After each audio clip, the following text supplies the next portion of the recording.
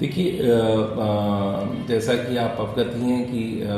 Fire and emergency services जो हमारा अग्निशमन आपात सेवा विभाग है वो 24/7 राउंड दी क्लॉक पूरा वर्ष ही निरंतर रूप से अलर्ट मोड पे रहता है। लेकिन फिर भी हम लोग इस सर्दी को देखते हुए, जैसे आज ही हमने अपने फायर स्टेशन फजलगंज पर एक बृहद परीक्षण किया, डेमोस्ट्रेशन किया, जो हमारे पास स्टोर के स्पेशलाइज इक्विपमेंट्स हैं, तो एक वो भी है। और जितने भी हमारे ओवरऑल फायर स्टेशंस हैं जनपद में, हमारे 11 फायर स्टेशन संचालित हैं, वो पूरे ऑपरेशनल हैं, राउंड दी क्लॉक ऑपरेशनल हैं और पूरी तरह से किसी भी आपातकालीन स्थिति को नियंत्रित करने के लिए वो बिल्कुल पूर्ण रूप से तैयार हैं। सर, विगत वर्षों में देखा गया है कि कई बार कोहरे के कारण एक्सप्रेसवे या हाईवे पे कई तरह के वाहनों में दुर्घटनाग्रस्त हो जाती है, जिसमें आप लोगों को आपातकाल में जा करके रेस्क्यू भी करना पड़ता है। तो ऐसे में किसी तरह की कोई घटना होने पर आपातकाल सेवा अग्निशमन विभाग की क्या तैयारियां हैं? देखिए,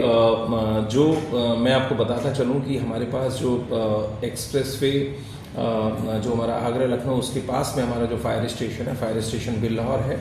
और जो हमारे अदर हाईवेज हैं, आउटर सर्किल के जितने फायर स्टेशन हैं, चाहे हमारा फायर स्टेशन जाजमऊ है, फायर स्टेशन घाटमपुर है, और अगर हम इंडस्ट्रियल एरिया उधर की बात करें इस वाले हाईवे की, तो हमारे पास फायर स्टेशन पनकी है। तो ये पूरे ऑल ओवर अलर्ट पे हैं, पूरे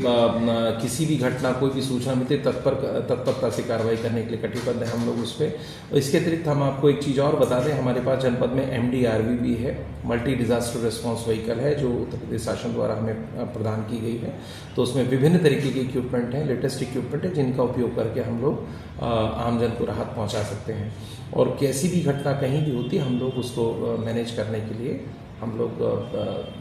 पूरे पूर्ण रूप से तैयार हैं। सर, कानपुर की जनता से क्या संदेश देंगे जिससे वो किसी प्रकार की अग्निकांड की घटना होने पर शुरुआती दौर पर क्या करे जिससे बड़ी घटना होने से बचाया जा सके? जैसे अभी सर्दी का सीज़न पूरा, कोहरा भी शुरू हो गया, बहुत सर्दी शुरू हो गई है, तो मेरा यही सबसे एक अपील है कि हम लोग एक आमजन की तरह से अपने अगर घरों की हम बात करें, अंगीठी हम जलाते हैं, हीटर जलाते हैं, रूम हीटर्स हम जलाते हैं, तो उनको जलाने में कई बार दुर्घटनाएं भी हो रही हैं,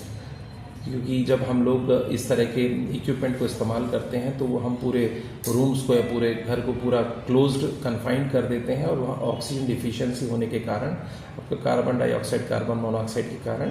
डेथ्स की भी संभावना रहती है। तो मेरी यही सबसे अपील है, जब भी आप हीटर का उपयोग करें, रूम हीटर का उपयोग करें, अंगीठी का उपयोग करें, इनको उसी समय तक इस्तेमाल करें जब तक आप जग रहे हो। जब इनका इस्तेमाल करते हैं तो वहाँ पर दरवाज़ा, वेंटिलेशन के लिए कोई स्कोप रहे, आप वहाँ पर पानी का